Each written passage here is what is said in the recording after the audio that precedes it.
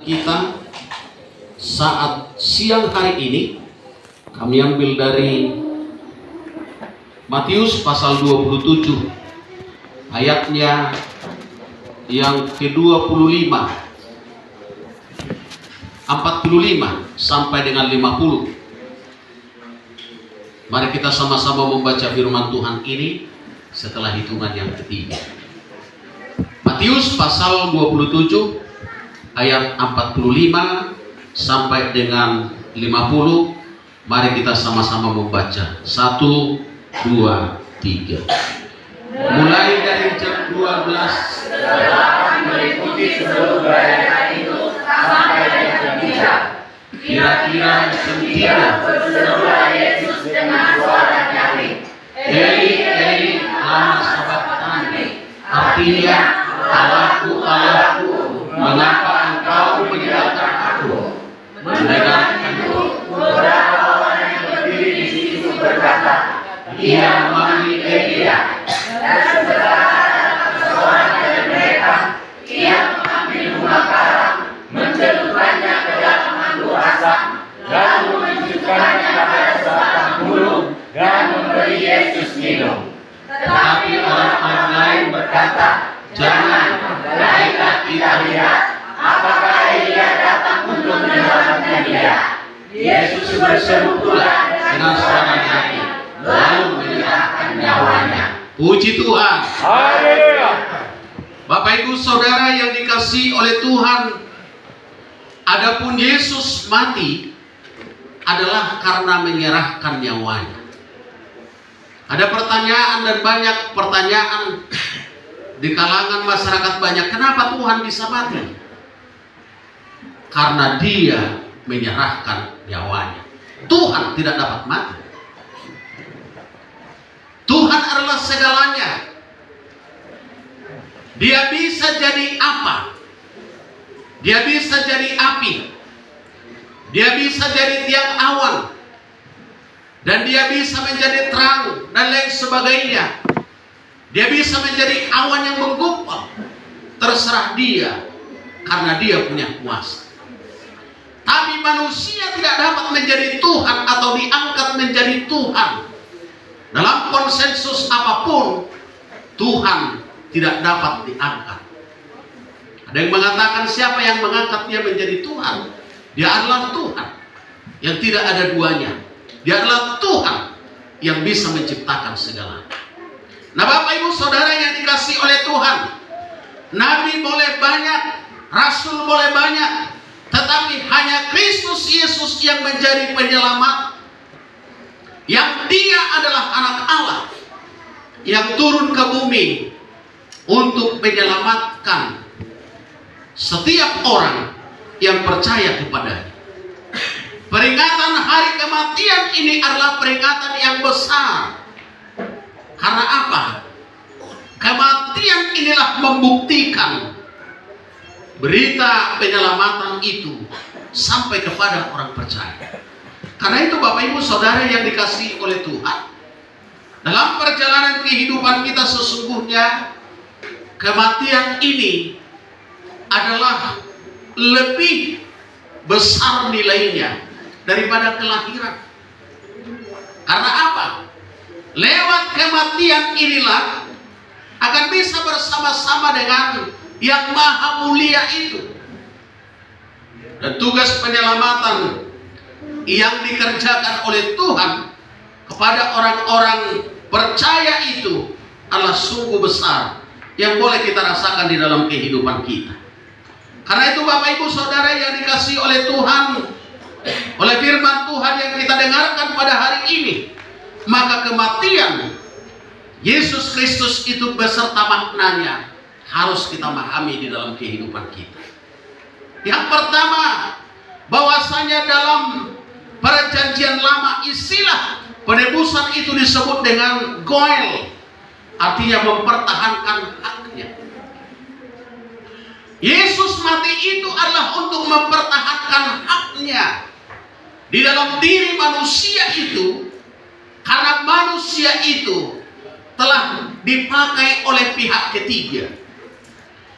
karena telah dipengaruhi oleh pihak ketiga, karena sudah diperbudak oleh dosa, maka dia ingin untuk mempertahankan haknya itu supaya jangan diperbudak oleh dosa itu. Itu karya penyelamatan. Bapak Ibu Saudaraku yang kekasih dalam nama Tuhan, adakah kita sering diperbudak oleh dosa? Iya. Adakah kita sedang diperbudak oleh pikiran kita? Iya. Adakah kita sering diperbudak oleh hati kita? Iya.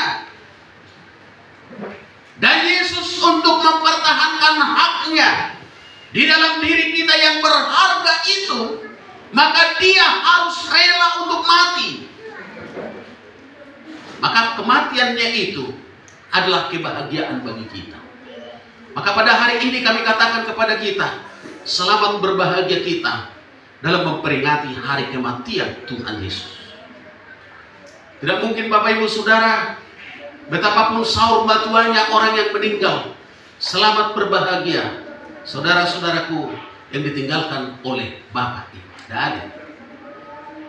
Tapi bagi kita berlaku selamat berbahagia kita atas kematian Tuhan Yesus yang menyelamatkan kita. Karena lewat kematian itu, haknya Allah kita ditunjukkan kepada kita dan nyata bagi kita semua. Nah, Bapak Ibu Saudaraku yang kekasih dalam nama Tuhan, maka kematian Yesus itu mengadakan pembebasan kepada kita untuk senantiasa boleh kita pelihara dalam penebusan itu. Di dalam 1 Korintus 6 ayat 20, penebusan itu tidak sama dengan beli. Yang dibeli itu adalah hak orang lain, kita beli menjadi milik kita atau menjadi hak kita. Tapi penebusan itu adalah hak kita yang sedang dikuasai oleh pihak lain, akan kita ambil alih. Dengan apa itu akan kita tebus. Tidak seorang pun manusia bisa melepaskan dirinya sendiri daripada perbudakan dosa itu. Hanya dengan Dia yang bisa melakukan itu, yaitu Tuhan Yesus Kristus. Di dalam kematiannya itu, darahnya yang tercurah itulah penebusan yang tidak terhitung nilainya. Kita boleh mendengarkan betapa nilainya hak kehidupan itu. Raja Salman punya anak, pangeran tidur selama 17 tahun. Anaknya ini 16, ketika berumur 16 tahun, dia belajar kemiliteran di Inggris. Lalu dia menyetir mobilnya sehingga dia tabrakan. Sehingga sejak tabrakan itu sampai sekarang sudah berumur atau selama 17 tahun dia hanya tidur saja di tempat tidurnya, maka disebutlah dia pangeran tidur. Raja Salman sudah memanggil dari seluruh dunia untuk mengobati ini pangeran ini. Tidak ada yang mampu untuk menghidupkan. Betapa nilai besarnya pewaris kerajaan itu harus terpelihara. Maka dia mengatakan jangan sampai dicabut selang yang bisa membuat dia tetap hidup sampai sekarang. Nah, Bapak Ibu Saudara yang kekasih dalam nama Tuhan, kehidupan itu sangat penting. Itu baru kehidupan jasmani, apalagi kehidupan rohani. Roh Allah yang ditaruh ke dalam tubuh manusia itu yang berharga. Dan itulah yang bersama-sama dengan roh yang maha besar itu, yaitu Allah, bersuka cita di dalam mendiami kehidupan selama-lamanya. Karena itu Bapak Ibu Saudaraku yang dikasih dalam nama Tuhan, penebusan itu harus dilakukan karena manusia itu berharga. Maka oleh karena itu, setelah penebusan itu terjadi bagi kita, apa yang harus kita lakukan? Pemeliharaan penebusan itu. Bersyukur kepada Tuhan, berterima kasih kepada Tuhan. Sebab tidak seorang pun manusia dapat menyelamatkan dirinya sendiri, bagaimanapun caranya. Hanya oleh Dia yang bisa melakukan. Karena itu Bapak Ibu Saudaraku yang kekasih dalam nama Tuhan, jangan pernah bersedih ketika kehidupan kita bagaimanapun, karena ada yang membahagiakan kita, kematian Kristus yang telah menyelamatkan kita. Yang kedua, kematian Yesus adalah karya pendamaian antara orang berdosa dengan yang maha mulia, yang maha kudus, yaitu Allah. Tidak ada pertemuan lagi setelah perbudakan dosa itu, gak ada. Hanya kematian ini yang bisa mendamaikan manusia itu dengan sorga, dengan yang maha kudus itu.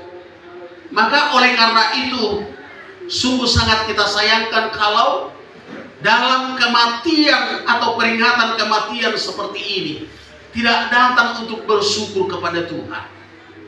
Tidak salah memang di hari Natal itu beramai-ramai, tapi nilai kekristenan kita itu, keberhargaan kita itu adalah sangat ditentukan oleh kematian Kristus bagi kita. Ini sesungguhnya yang ramai. Maka bedanya Indonesia bagian barat dengan Indonesia bagian timur dalam kekristenan boleh dicek. Lebih ramai dan dipastikan hari kematian ini daripada hari kelahiran. Nah, oleh karena itu Bapak Ibu Saudaraku yang kekasih dalam nama Tuhan, budaya kita harus kita ganti dalam budaya kerohanian ini adalah mengingat perjuangan Kristus dengan tetesan darah itu. Andai kata kita tertusuk jarum saja tangan kita, sangatlah kita merasa sayang dengan darah yang tercurah atau menetes itu. Apalagi darah Kristus yang sangat mulia itu bukan hanya menetes, tercurah. Bagi orang yang meyakini dia akan percaya, Tuhan, darahmu yang berkuasa mengalir dalam tubuhku, mematikan sel-sel virus-virus yang ada dalam tubuhku. Saya percaya darahmu mengalir dalam tubuhku. Maka dalam perjamuan kudus dipercaya itu banyak yang sembuh, karena dia mengarahkan duanya ke sana. Tubuhnya yang sakit dia memakan daging Kristus atau tubuh Kristus, dia percaya bisa memberikan kesehatan secara fisik, apalagi secara rohani. Karena itu Bapak Ibu Saudara yang dikasihi oleh Tuhan, hari kematian ini adalah sesuatu yang sangat berharga dalam mendamaikan kita dengan Allah yang Maha Kudus itu. Jadi bisa kita berhubungan dengan Dia, sebab Allah adalah roh. Sepandai-pandainya kita seperti Farisi sekalipun, dalam firman Tuhan ini adalah nol kalau pengudusan oleh darah Kristus itu tidak terjadi bagi kita 100%. Karena menjadi pekerjaan yang sia-sia. Maka Paulus mengatakan, janganlah saya mengkhotbahi orang lain untuk selamat, tetapi diri saya akan menjadi terbuang. Janganlah saya boleh menghafal firman Tuhan ini dengan baik, tapi diri saya hanya sebagai saluran, tidak menjadi bagian daripada firman itu. Maka Bapak Ibu Saudaraku yang kekasih dalam nama Tuhan, lebih bagus kita sedikit mengetahui firman Tuhan, tetapi kita lakukan, daripada banyak mengetahui firman Tuhan tetapi hanya memperkatakan adalah sama dengan Farisi. Maka Bapak Ibu Saudaraku yang kekasih dalam nama Tuhan, perang di medsos itu banyak mengatakan firman Tuhan. Engkau sama dengan ini, Ditulis di situ ayat firman Tuhan. Bapak Ibu, sebentar lagi tidak lagi perang dengan mulut, akan perang dengan medsos, dengan apa yang kita pegang. Hati-hati kita dengan pengorbanan Tuhan yang besar ini. Apa yang bisa harus kita lakukan untuk menyenangkan hati Tuhan sebagai yang mengasihi Dia? Apa yang bisa kita lakukan? Maka kematian Yesus itu adalah penghapusan dosa dan dibenarkan oleh iman kita. Jadi iman kita yang memelihara kebenaran itu di dalam hidup kita. Iman kita harus kita bangun. Iman kita harus kita pupuk. Iman kita harus kita pelihara sampai kepada titik yang kita tidak tahu akhirnya. Yang ketiga, kematian Kristus itu adalah pembenaran, yang adalah tindakan anugerah yang cuma-cuma oleh Tuhan kepada manusia. Adakah Tuhan minta balasan?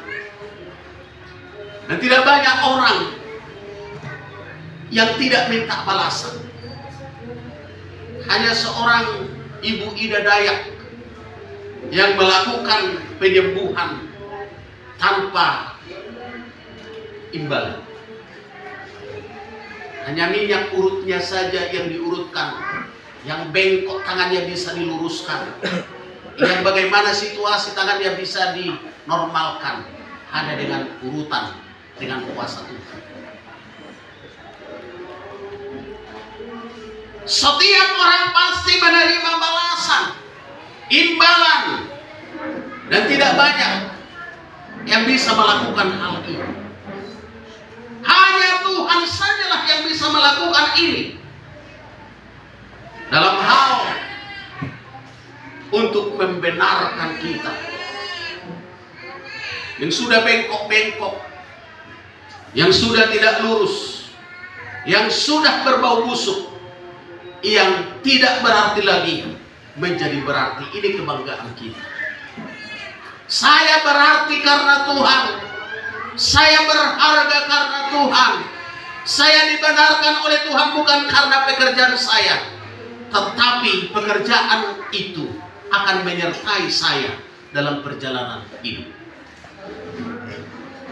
Kita selamat bukan karena uang kita, karena pemberian kita, tapi keselamatan yang Tuhan berikan kepada kita disertai oleh perbuatan baik kita.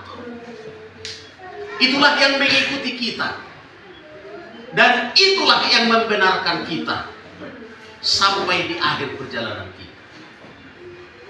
Jadi bukan karena perbuatan baik kita boleh selamat, tapi perbuatan baik itu adalah penyerta akan keselamatan yang daripada Tuhan kepada kita. Bapak Ibu Saudara yang dikasihi oleh Tuhan, maka orang yang selamat itu pasti berbuat baik. Tapi siapapun yang bisa berbuat baik belum tentu selamat. Karena apa? Itu hanya otoritas Tuhan kepada orang percaya. Keselamatan itu adalah privat Tuhan kepada kita. Jadi oleh karena itu keselamatan itu pribadi dengan pribadi. Saya tidak boleh membonceng Ibu Pendeta untuk selamat, tidak. Masing-masing kita membawa pribadi kita untuk selamat. Hak privat kita dengan Tuhan. Karena itu kita harus saling mengingatkan. Saya hanya mengingatkan Ibu Pendeta, berdoa, merendahkan hatilah, dan lain sebagainya. Maka penderitaan sampai kepada kematian Yesus itu merupakan jalan yang harus dilalui untuk mengampuni dosa kita. Haruskah dia dipukul? Haruskah dia diludahi? Haruskah dia memikul salib itu? Iya, sebagai teladan yang harus kita perhatikan. Penyakit yang kita derita itu adalah salib. Persoalan yang kita derita itu adalah salib.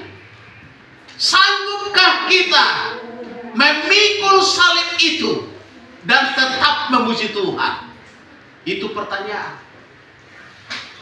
Sanggupkah kita memikul setiap salib kita, tetap berserah kepada Tuhan? Karena itu, di hari peringatan kematian Tuhan ini, kita harus memperhatikan, mengkoreksi kesanggupan kita atas salib yang harus kita pikul. Bapak Ibu Saudaraku yang dikasih dalam nama Tuhan, maka hanya Allah yang punya kuasa untuk mengampuni dosa. Dalam Markus 2 ayat 7, tidak ada nabi yang manapun, tidak ada rasul yang manapun yang bisa menyediakan keselamatan, apalagi mengampuni dosa. Nah, Bapak Ibu Saudara yang dikasihi oleh Tuhan, oleh karena itu kematian Tuhan Yesus harus kita respon dengan kasih yang besar. Kita beribadah seperti ini karena mengasihi Tuhan. Kita melakukan hal-hal yang menyenangkan hati Tuhan karena mengasihinya dengan segenap hati kita. Maka selamat berbahagia buat kita semua, bersuka cita atas kematian Tuhan yang menyelamatkan kita, yang mengampuni kita, yang membenarkan kita, sehingga kita mendapat warisan yang terbaik yang dipersiapkan oleh Tuhan. Demikian firman Tuhan hari ini. Tuhan Yesus memberkati kita. Mari kita sama-sama bangkit berdiri untuk berdoa kepada Tuhan. Kita akan menyanyikan pujian, salibnya salib.